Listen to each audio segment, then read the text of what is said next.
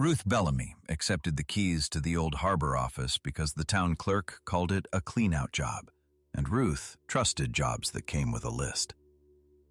Empty the file cabinets, sweep the radio room, label anything worth keeping, turn the rest of the space into storage before the summer vendors needed extra shelves. It sounded like 3 quiet weeks beside the water with no committee, no speeches, and no one asking what she planned to do next. Ruth had been a Navy radio operator long enough to learn that listening was work.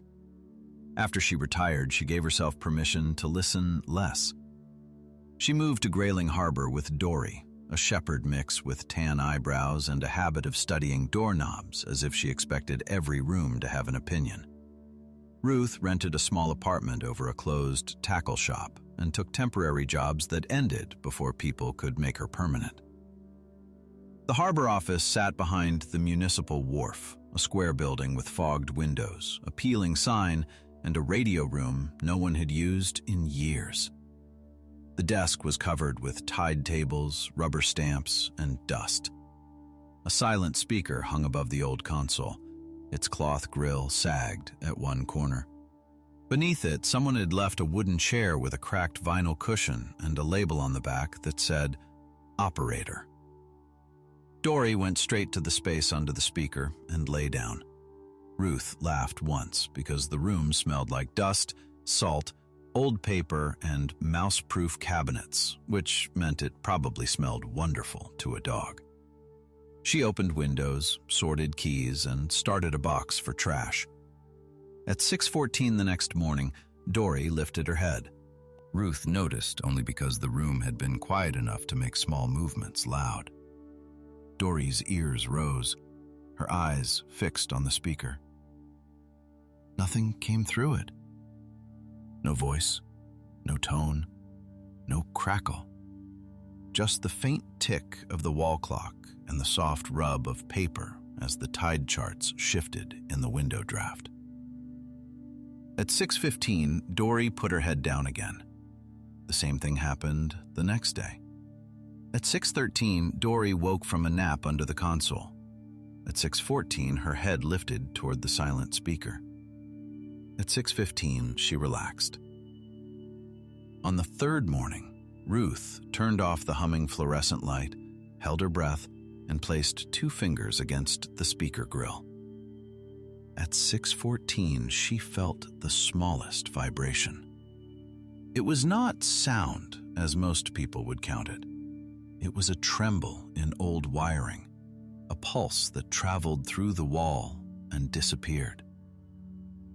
Dory had heard it or felt it before Ruth admitted there was anything to hear. Ruth climbed onto the operator chair and checked the speaker cable. The wire ran through a conduit into the ceiling, then down to the console where 6 channel buttons sat in a row. Channels 1 through 5 had paper labels printed neatly by a modern office machine. Channel 6 had an older label, hand-inked and yellowed at the edges. Morning. Ruth stared at that one word longer than she wanted to. A radio channel labeled morning was either charming or trouble for the clean-out schedule. She pressed the button. The speaker answered with a whisper of static, thin as sand sliding across paper. Dory stood immediately and wagged once. Ruth did not transmit. She had not checked the antenna, the wiring, the power draw, or whether the channel was connected to anything beyond the building. Old systems deserved respect, even when they were about to be removed. Especially then. She found the antenna cabinet at the back of the room behind a rolling shelf of life jackets used for public boating classes. Inside were coaxial cables, a rusted wrench, spare fuses, and a stack of message slips sorted by color. Blue slips, green slips, yellow slips, white slips. Each stack was clipped with a brass fastener and labeled in block letters. Blue, docks and slips. Green, weather and tide. Yellow, parts and tools. White, coffee, rides, small notes. Ruth lifted a white slip from the top. Spare thermos at East Bench. Ask no questions, just return clean. She put it back carefully. The clean-out list suddenly looked inadequate. By noon, Ruth had learned that the building's current phone line worked, the main power panel was safe, and the antenna bracket outside the east wall had cracked where salt had worked under the bolts. The antenna leaned toward the water at an angle that should have ruined reception. But at 6:14, when the tide reached a certain height and the morning air settled under the eaves, the old line still carried one faint pulse into the speaker. Dory had found a schedule hidden inside a vibration. Ruth spent the afternoon cataloging instead of discarding. She photographed the channel buttons. She copied the slip labels. She opened the lowest drawer of the console and found a tide table from 12 years earlier, its margins filled with times circled in green. 6:14 appeared again and again, not every day, but often enough to matter. Beside several entries were initials: MP Bakery, SR Fuel, LK Cart, NV West Bench, RB Operator. Ruth traced the last initials with a thumb and felt a private jolt. RB could have been anyone. It could also have been Ruth Bellamy if time had folded strangely. She disliked sentimental coincidences, mostly because they made people talk in soft voices. Still, she copied the initials in her notebook. The next morning, Dory woke at 6:13 and walked to the speaker before Ruth had even unlocked the file cabinet. Ruth had repaired nothing yet. She expected the same tiny pulse. Instead, at 6:14, the speaker gave one clear click. Dory stood. Ruth pressed channel 6 and turned the volume knob with 2 fingers. Static opened like a curtain.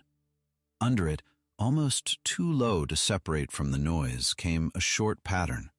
Click, click, pause, click. Not a voice. A check tone.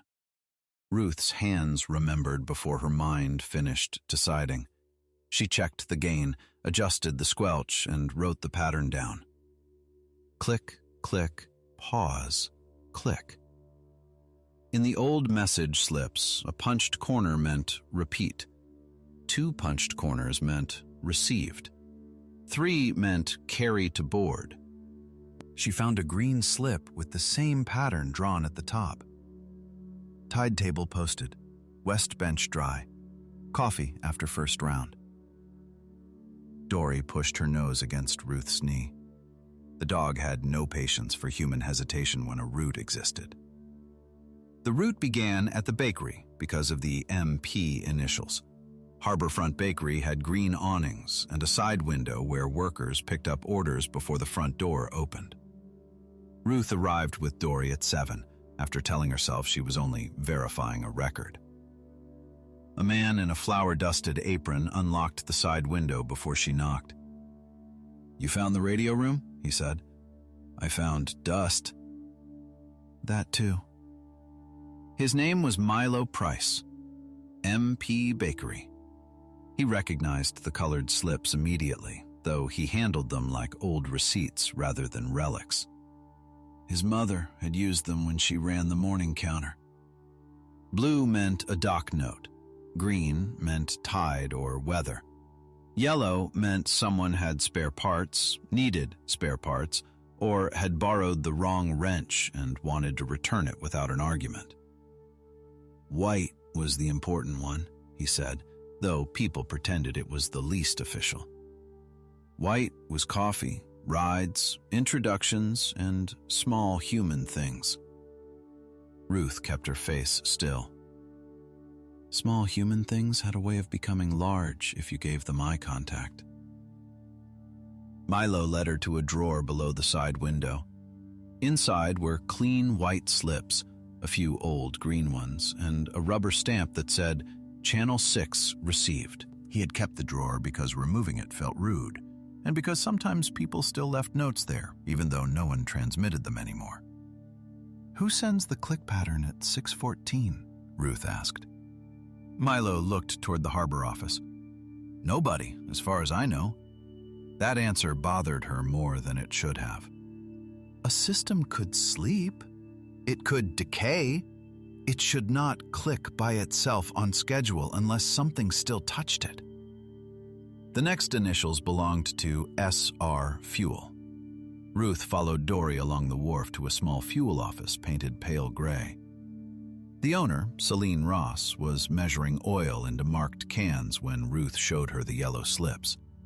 Celine gave Dory a biscuit from a tin and gave Ruth a longer explanation than she expected. Channel 6 was never about official business, Celine said. Official business has forms. Channel 6 kept the morning from snagging. If the fuel cart had a flat tire, yellow slip. If the dock scales needed a wrench, yellow slip. If the tide dropped faster than expected, green slip. If Milo had extra bread for early workers, white slip. The radio saved steps, but the slips saved pride. That phrase stayed with Ruth. Saved pride. It matched the white thermos note. Ask no questions, just return clean. Celine had one more clue. A cracked antenna bracket had been reported just before the system stopped. The repair order had been written, approved, and never completed because the harbor office moved to a new digital dispatch board. After that, Channel 6 became unofficial even for people who loved it. When the antenna leaned, reception faded. When reception faded, slips stopped moving. When slips stopped moving, everyone found less graceful ways to ask for the same ordinary help. Dory, who had finished the biscuit and considered the interview complete, walked to a shelf of old parts and sat beside a small metal box. Celine frowned, opened it, and found 6 brass tags stamped with numbers. Each tag had a colored enamel dot. I thought these were gone, Celine said. What are they? Desk tags. When a message came in, the operator hung a tag on the board so people could see what kind of reply was waiting before they had to ask. Ruth took the tags back to the radio room, set them beside the colored slips, and felt the room reassemble itself in her mind.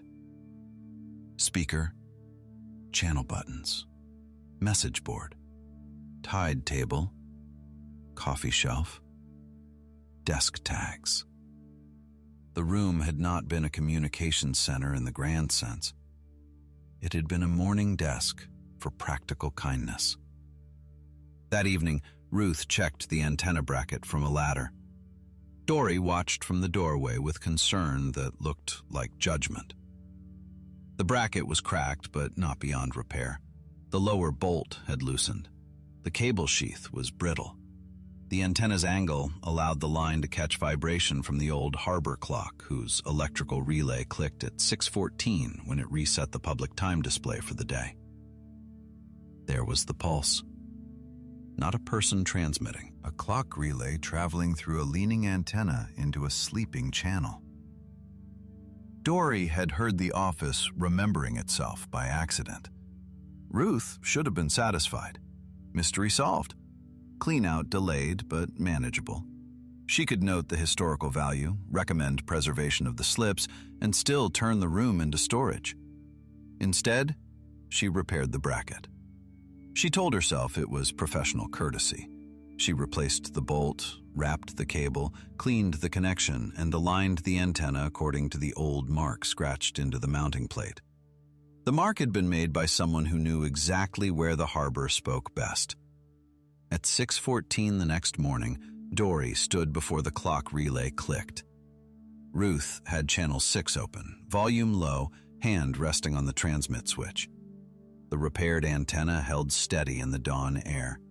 Static hissed, then settled. Ruth did not speak at first. Her throat felt oddly crowded for a test transmission. "Grayling Harbor Office, Channel 6 check," she said finally. "Morning desk listening." The speaker gave back static. Dory did not move. Ruth waited 15 seconds, then 30. She was reaching for the log when a voice came through, rough with distance and surprise. "Fuel shed receiving. Is that really the old office?" "Celine." Ruth closed her eyes once, opened them, and answered. "Harbor office receiving fuel shed, radio check only." Another voice cut in before she released the switch fully. "Bakery side window receiving, Milo here. I have green slips and coffee." Then a third, faint but clear. "Cart room receiving, this is Lane. I thought this button was ornamental." Dory wagged so hard her tail brushed the chair leg. Within 5 minutes, Channel 6 had 4 replies. Fuel shed, bakery, cart room, west bench. The voices were careful, amused, and a little shy. Nobody wanted to sound too excited about an old radio. Ruth understood that. She wrote each reply in the log with the clean block letters she had used for years. At 7, Milo arrived with coffee and white slips. Celine brought the brass tags. Lane from the cart room carried a corkboard that had been stored behind mop handles. A retired sign painter named Nola Venn, who turned out to be NV West Bench, came with a folder of laminated Tide cards and said she had been waiting for someone stubborn enough to press the button. Ruth looked at Dory. Dory looked innocent. They spread everything across the operator desk. Nola explained the West Bench, a covered spot outside the office where people could read the board without stepping into the room. Lane remembered the cart calls. Celine remembered which yellow tags meant loaned tools and which meant repair advice. Milo knew the white slips because his mother had insisted the bakery keep that part alive even after the radio faded. The old roll call had been simple. At 6:14, the operator opened Channel 6. Each point gave a short update, no more than 1 sentence unless needed. Bakery, coffee and bread. Fuel, cart status. Docks, open slips and Tide notes. Parts, what was spare, what was needed. Bench, quiet table, rides, introductions. The operator copied only useful words, then posted color slips where anyone could read them. "Why 6:14?" Ruth asked. Nola tapped the clock relay on the wall. "Because the public clock reset then, and the old operator said if the clock can start the day on time, so can we." Ruth almost smiled. She liked that operator. "Who was RB?" she asked. The room went still, in the gentle way a room goes still when everyone knows an answer belongs to someone else. "Rena Bell," Milo said finally. "She kept the radio room before the new office was built. She was practical to the point of comedy. If you gave her a dramatic problem, she turned it into a card and made you choose a color." Ruth felt relief and a strange disappointment. Not family, then. Just initials that had tugged at her because she was lonely enough to notice. Nola slid a folder toward her. "Rena left training notes. You might like them." The first page read, "The operator is not the center. The operator is the hinge. Open smoothly. Do not squeak." Ruth laughed before she could stop herself. The laugh made everyone relax. For the next week, Channel 6 ran as a test. Ruth insisted on calling it that because test sounded less sentimental than return. Each morning at 6:14, Dory took her place beneath the speaker.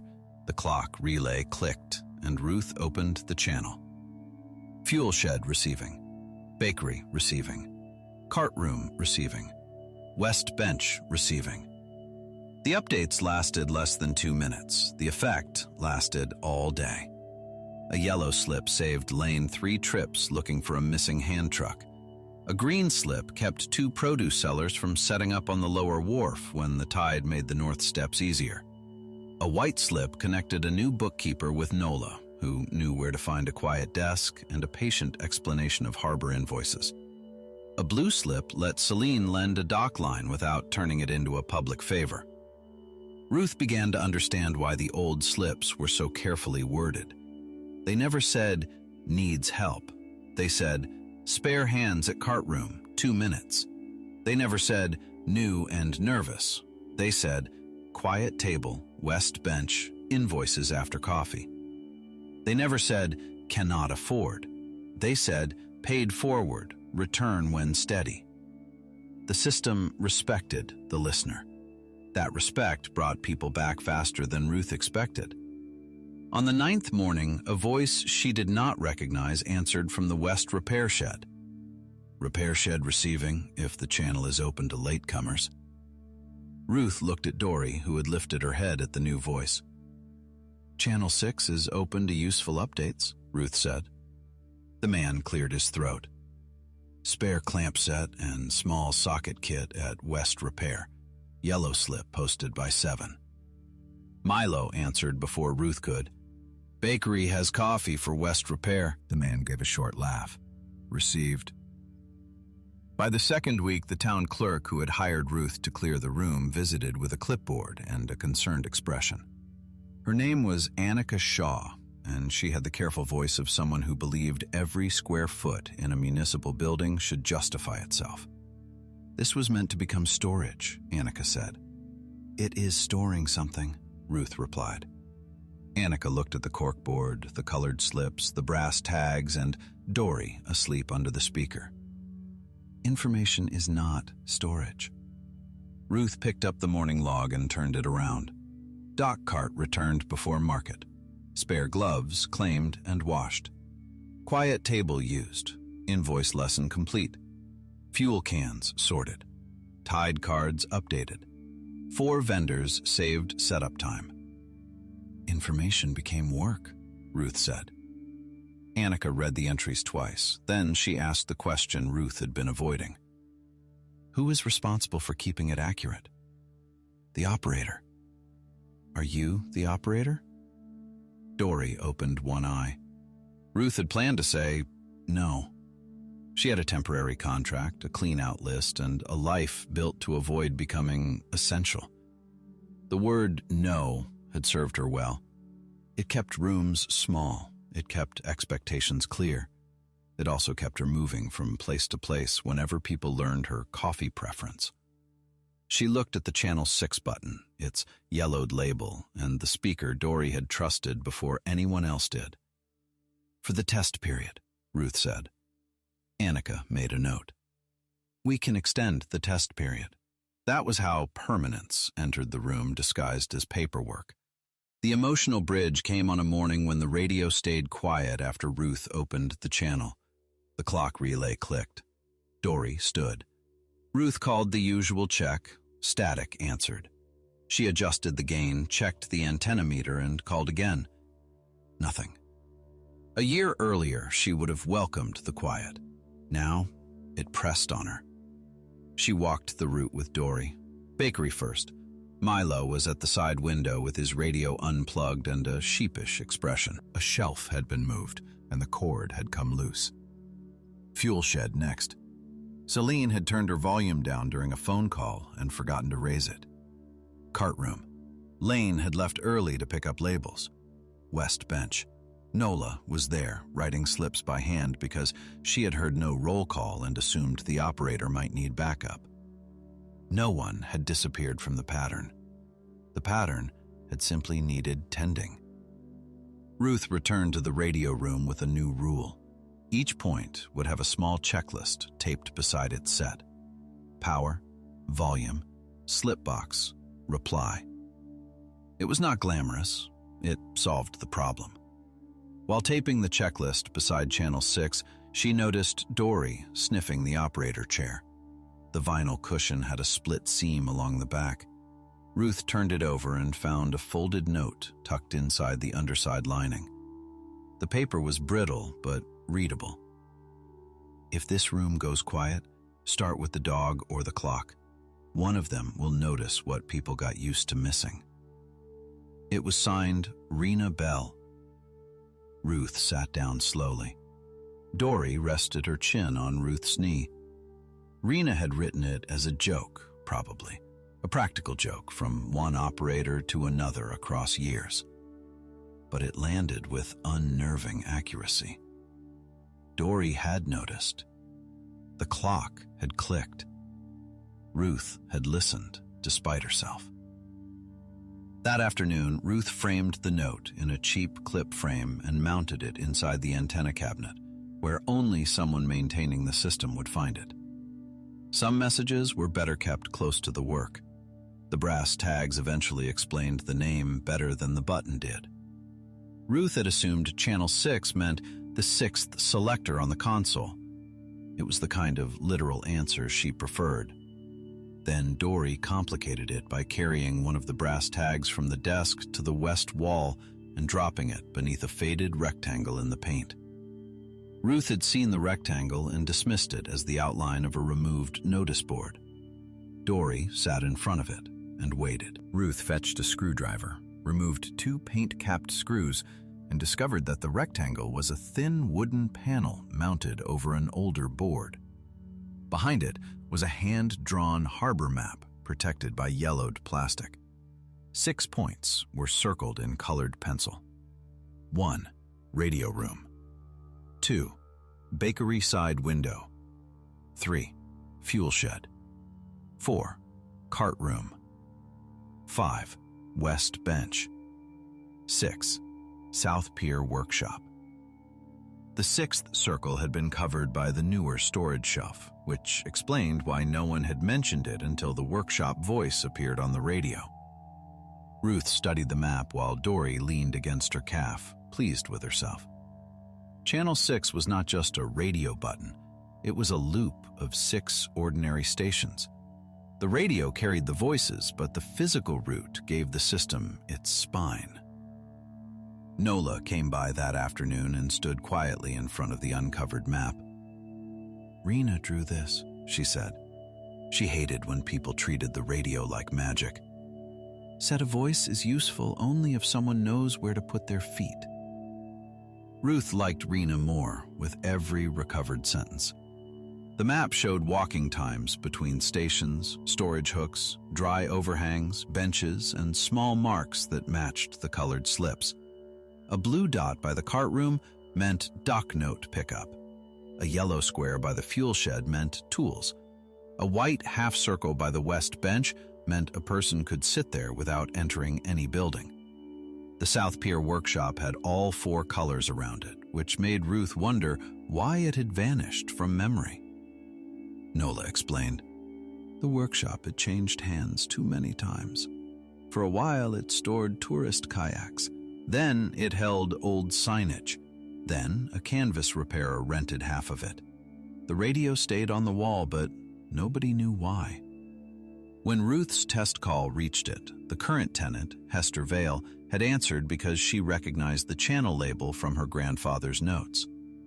Hester arrived the next morning with a canvas tool roll and a wary expression. She was in her 40s, precise with her words, and more comfortable with repair seams than introductions. Dory greeted her by sitting 2 feet away and looking at the tool roll until Hester gave permission to sniff it.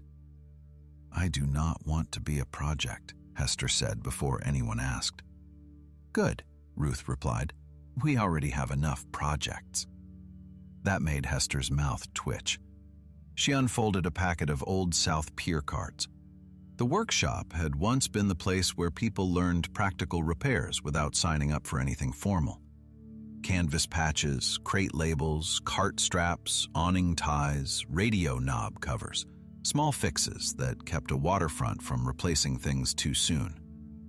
Hester had the skills, but not the traffic. Channel 6 had the traffic, but had lost the 6th station.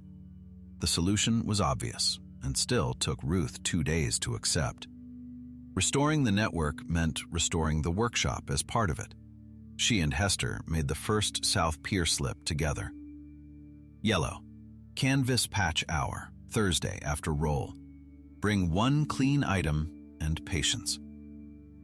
White, Quiet workbench available, no appointment. Hester objected to quiet workbench.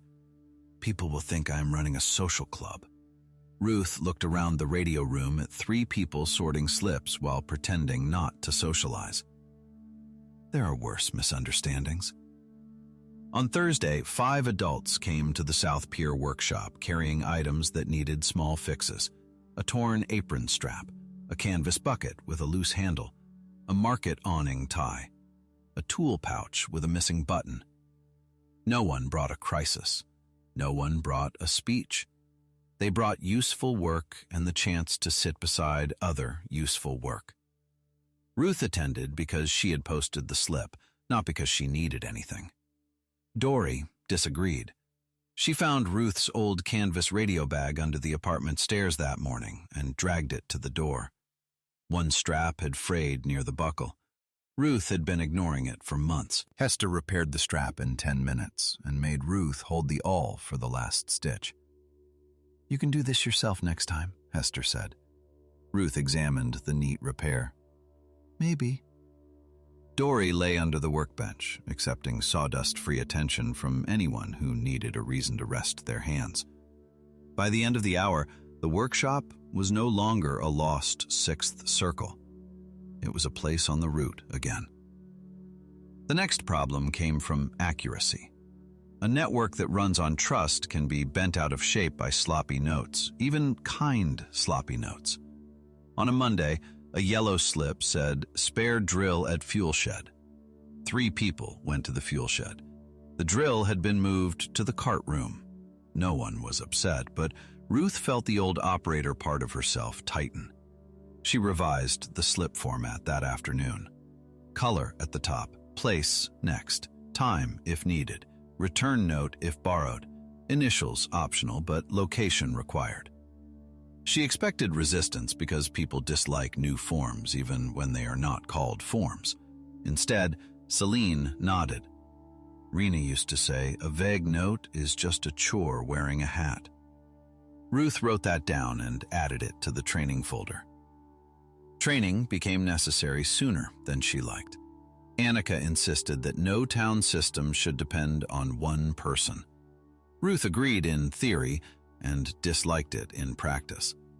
Teaching another operator meant letting someone else sit at the console, adjust the channel, and decide which words were useful enough to post. It meant trusting another person's ear. Lane from the cart room volunteered first. He was cheerful, which Ruth considered a challenge, but he also labeled tools beautifully and took correction without making a performance of it. On his first training morning, he arrived with sharpened pencils, 3 clean logs, and a pastry from Milo meant as a bribe. Ruth accepted the pastry. Then she made him listen to static for 10 minutes. "Tell me what you hear." "Static," Lane said. "Keep listening." He frowned. A click from the clock, a hum when the east light comes on. Someone keying early from the fuel shed and letting go before speaking. Ruth nodded. Good. The job is not to wait for perfect sound. The job is to notice what changed. Dory moved from under the speaker to Lane's chair and placed her chin on his shoe. Lane looked down, delighted and terrified of moving. "Does that mean I passed?" "It means she thinks you will stay put long enough to learn." Lane did learn. So did Hester, though she preferred afternoon practice when the harbor was quieter. Nola agreed to be backup for posted slips, but refused the transmit switch unless the town was desperate for penmanship. Milo learned just enough to open the channel if Ruth was delayed by coffee, which he claimed was a conflict of interest. Each trainee changed Ruth's relationship to the room. At first, she hovered over them, ready to correct. Then she heard Lane calmly sort 3 overlapping updates and realized the system did not become weaker when shared. It became less brittle. Dory helped with that lesson by abandoning Ruth during Lane's 3rd practice and lying under his side of the console. Ruth took the betrayal personally for half a minute, then noticed how relaxed Lane's voice became with the dog there. The radio room was teaching her the same principle as the colored slips. A person could be important without being the only hinge. The old operator notes held one more surprise. In the back of Rena Bell's folder was a page titled Rain Morning. It described a slower version of Channel 6 for days when people arrived damp, late, or reluctant. The instruction was wonderfully plain. Use fewer words. Post coffee first. Do not tidy away chairs too soon. Ruth tried it on the next wet morning.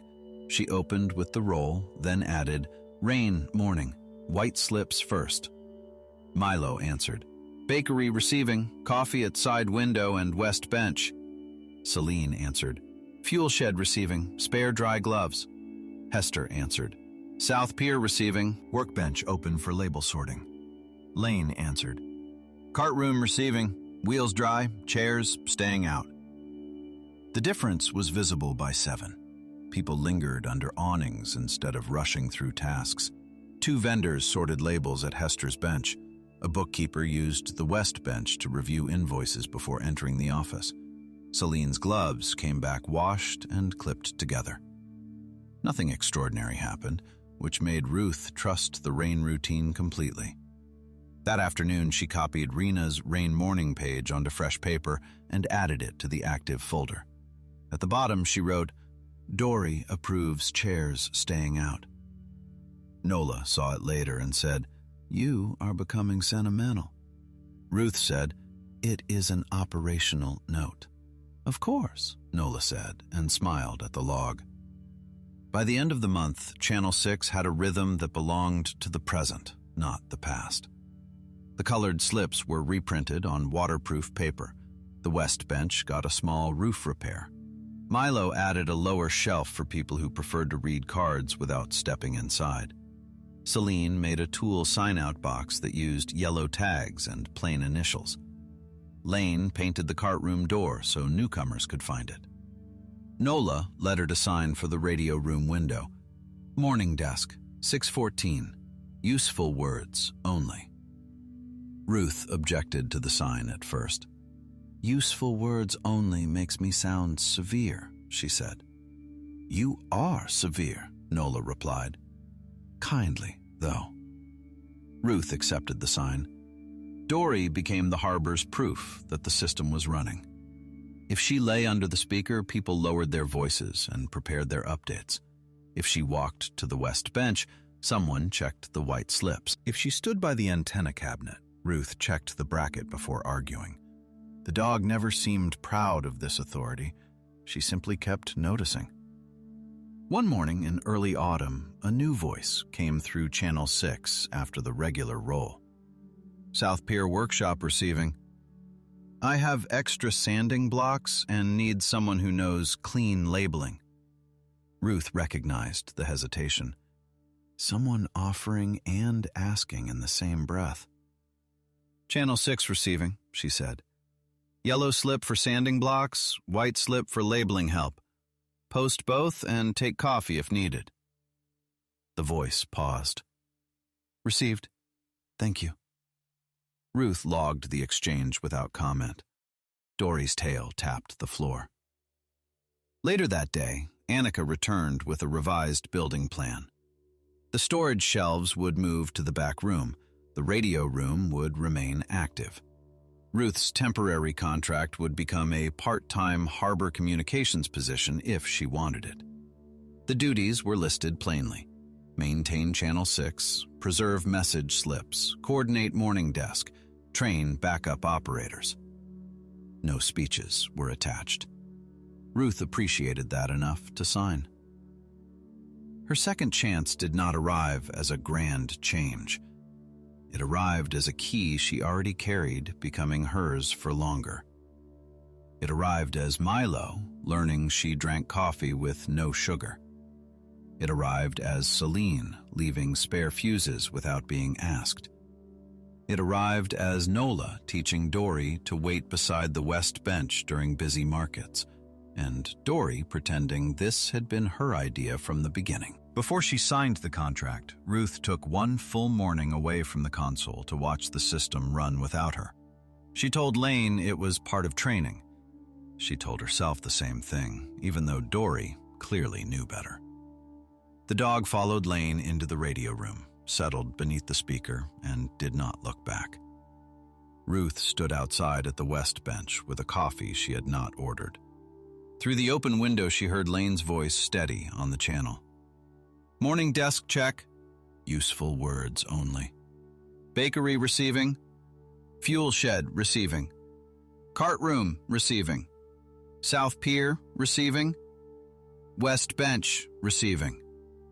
Ruth almost corrected his pacing from the sidewalk, then stopped because the roll was working. The colored slips appeared one by one. A green tide note, a yellow clamp request, a white quiet table card, a blue dock cart update. Hester walked by with a bundle of canvas labels and clipped a reply beneath the yellow tag without asking where Ruth wanted it. Celine waved from the fuel shed. Milo set a pastry on the bench and kept walking because he had learned Ruth was more likely to accept kindness when it looked like delivery. For the first time, Ruth saw Channel 6 from the outside. It did not look like a room managed by one careful woman. It looked like a harbor, trusting a routine. That should have made her feel replaceable. Instead, it made her feel free to stay. Dory came out after the roll and pressed her nose to Ruth's pocket where the folded contract waited. Ruth scratched the spot between the dog's ears. "You are very invested in municipal paperwork," she said. Dory wagged once. Ruth went inside, signed the contract at the operator desk, and placed the pen exactly parallel to the log because some habits deserved to be kept.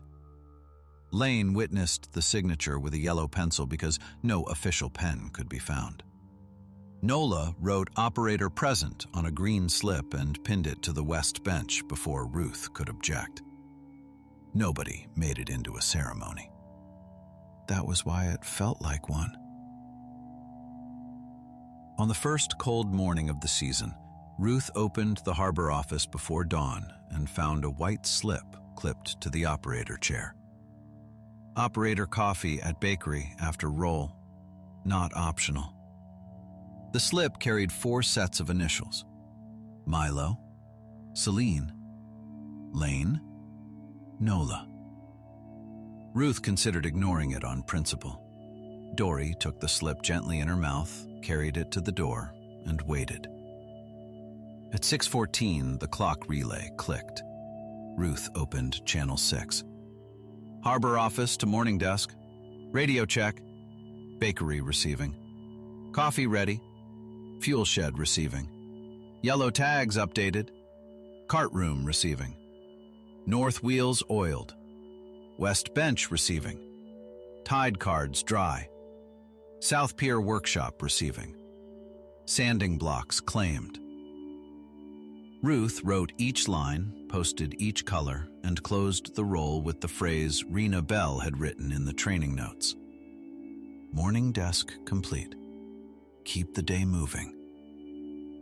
When she released the switch, the room did not feel like a place she was cleaning out anymore. It felt like a place that had cleaned a little silence out of her. Dory stood, stretched, and looked toward the bakery. "Yes," Ruth said. "I can read a white slip." They walked the wharf as the harbor woke around them. The radio room window glowed behind them. Colored slips moved on the board. A cart rattled over planks. Someone laughed softly near the west bench, not loudly enough to turn it into a scene. The day was doing what the old system had always asked it to do, starting with useful words and leaving people their dignity. At the bakery, Milo handed Ruth a coffee and a small paper bag. Inside was a roll, still warm from the oven, and a folded green slip. Ruth opened it with Dory sitting at her feet. "Weather mild, tide steady, operator present." Ruth read the last 2 words twice. Then she folded the slip and tucked it into her jacket pocket. The town clerk found room in the budget for 2 more repairs because the morning logs made the case without a speech. The West Bench got a better lamp. The radio room received a new seal around the window that had been letting salt air creep over the console.